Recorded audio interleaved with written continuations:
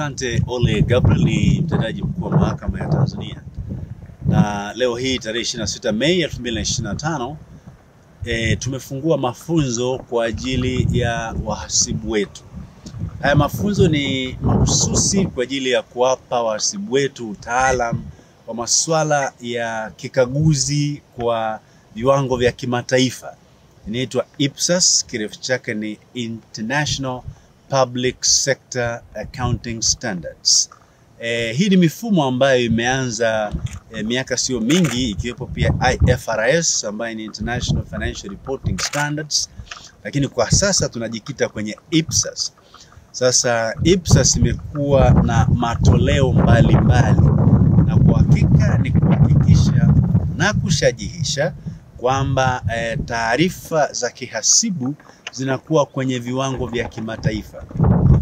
Ofisi ya mkaguzi wa hesabu za serikali ambayo kwa sasa ni Kichere, ofisi yake inahitaji pia kwamba taarifa za kikaguzi za kihesabu ziendane na viwango hivi vya kimataifa, ambayo sasa inahusisha hata mpaka na masuala ya mazingira, inahusisha na masuala ya tehama, inahusisha na masuala ya rasilimali watu au watu mtaji.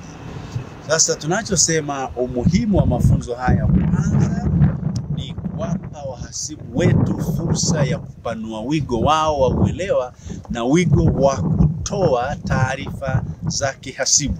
Lakini lengo la pili ambalo ni muhimu sana ni kuendana kwa kweli na viwango vya matakwa ya ofisi ya mkaguzi wa hesabu za serikali. Yeye anahitaji tutumie viwango vya kimataifa, na mahakama tukaona ni vyema tuwalete pia wabobezi wenzetu wa PricewaterhouseCoopers kwa ajili ya kutoa mafunzo haya, ili wahasibu wetu sasa katika hesabu za sekta za umma nao waweze kubobea katika hilo. Lakini kusudi la tatu pia ni kwamba mahakama ina ngazi 5 kama mnavyofahamu: mahakama ya mwanzo, mahakama ya wilaya, mahakama ya kimkazi, mahakama kuu na mahakama ya rufaa. Tumewaleta wahasibu kutoka nchi nzima na ngazi zote hizo.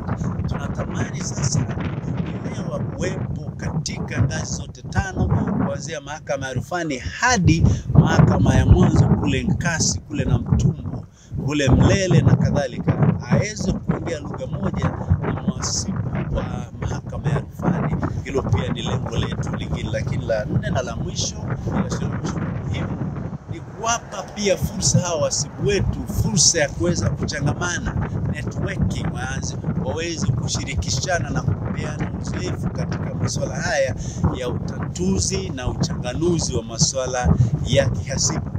Tunategemea kuwa na mafunzo haya kwa wahasibu 203, washiriki 203, na katika hili la IPSAS watakuwepo wahasibu, lakini pia lipo eneo lingine la kujengea uwezo pia viongozi wa utawala, ile management team, na waweze kuelewa.